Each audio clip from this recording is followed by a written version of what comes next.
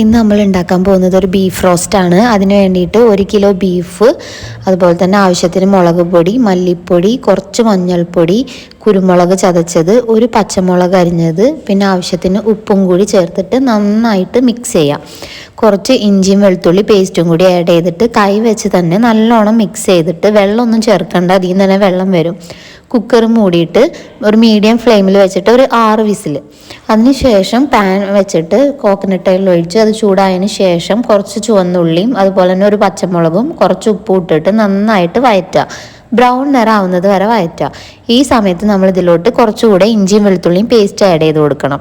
അതിനുശേഷം ആവശ്യത്തിന് കറിവേപ്പിലയും കൂടി ആഡ് ചെയ്ത് കുറച്ചൊരു ബ്രൗൺ നിറായി വരുന്ന സമയത്ത് നമ്മൾ ലോ ഫ്ലെയിമിലോട്ട് മാറ്റിയിട്ട് ഇതിലോട്ട് പൊടികൾ ആഡ് ചെയ്യാം. ഇപ്പം ഞാൻ പെരിഞ്ജീരകം ചതച്ചതും അതുപോലെ തന്നെ ഗരം മസാല ആഡ് ചെയ്തിട്ട് നന്നായിട്ട് മിക്സ് ചെയ്യാം. ഇനി നമ്മൾ ആ വേവിച്ച് വെച്ചേക്കുന്ന ബീഫ് ഇതിലോട്ട് ആഡ് ചെയ്തിട്ട് നന്നായി മിക്സ് ചെയ്തതിന് ശേഷം വറ്റിച്ചെടുക്കുക.